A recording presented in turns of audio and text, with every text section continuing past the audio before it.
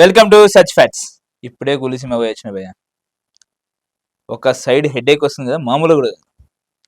లోకేష్ కనకరాజ్ భయ్య, ఏం సినిమా తీసావో నాకు అర్థం కావట్లేదు. మెయిన్ థింగ్ ఏంటంటే ఈ మూవీకి మేము రావడానికి గల కారణం ఎల్యూసీ అనేసి మేము దాని మీద ఎక్స్పెక్టేషన్ పెట్టుకుని రావడం. అది మామూలు పొరపాటు కాదు, అది చాలా పొరపాటు. మెయిన్ రజనీకాంత్ గారిని నువ్వు ఎక్కడికో తీసుకెళ్తావు అనుకున్నాం, ఎక్కడ తీసుకెళ్ళలేదు భయ్య. సినిమా చాలా బోరింగ్గా తీసుకెళ్ళావు. మెయిన్ థింగ్, ఏ క్యారెక్టర్ని ఎట్లా యూజ్ చేసుకోవాలో నీకు యూటిలైజ్ చేయడం నీకు రావాలి, నీకు తెలుసు ఆ విషయం. విక్రమ్ మీద ఎక్స్పెక్టేషన్ మీద పోయినాం మేమందరం కూడా. చాలా మంది వరకు కూడా విక్రమ్ ఎక్స్పెక్టేషన్తోనే వచ్చిన వాళ్ళమే. కానీ అక్కడ ఇచ్చాక ఏం చూపించాను మాకు? ఏం లేదు సినిమాలో. Same regular story, same base, అదే కంటిన్యూటీ ఉంది. మోర్ ఓవర్ నాగార్జున గారితో మేము ఎక్స్పెక్టేషన్ ఇంకా చాలా హై ఎక్స్పెక్టేషన్ పెట్టాం. ఆయన ఎంట్రీ వేస్ట్ చేశారు.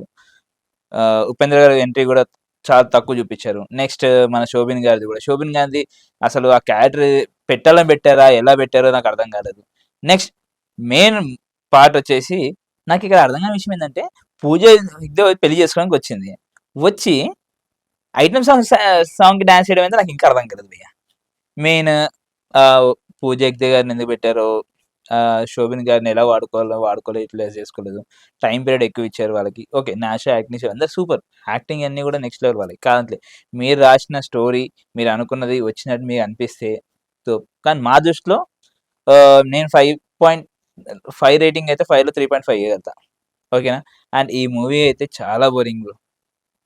లోకేష్ కనగరాజు గారు, మన అనిరుద్ధ్ గారు లేకపోతే ఈ సినిమా ఇంకా ఫ్లాప్. అండ్ అనిరుద్ధ్ గారు కూడా ఆయన కూడా ఏదో ఒత్తి పెట్టి ఈ నెక్స్ట్ హాఫ్ సెకండ్ హాఫ్ కోసమే అని పెట్టినట్టు ఉంది. ఆయన పర్టికులర్ గా ఫస్ట్ పాయింట్ కోసం అన్నట్టు ఫస్ట్ హాఫ్ కోసం పెట్టినట్టు లేదు. సెకండ్ హాఫ్ ఆయన బ్యాక్గ్రౌండ్ ఏదైతుందో, ఏది ఫాస్ట్ ఏదైతే ఉంటుందో దానికోసం పెట్టినట్టు. అమీర్ ఖాన్ గారు ఎందుకు వస్తారు, ఆయన గతం గురించి ఎందుకు మాట్లాడతారు, ఆయన దానికి సంబంధం ఏముందో ఎవరికి అర్థం కాకుండా. ప్లీజ్ నెక్స్ట్ వచ్చి ఖైదీ 2 అన్న మీ దగ్గర చాలా ఎక్స్పెక్టేషన్స్తో చూస్తున్నాం. ప్లీజ్ ఈ యొక్క సినిమాతో మీ మీద హోప్స్ అయితే పోయినాయి. ఖైదీ 2 మీద చాలా ఎక్స్పెక్టేషన్స్తో ఉన్నాం.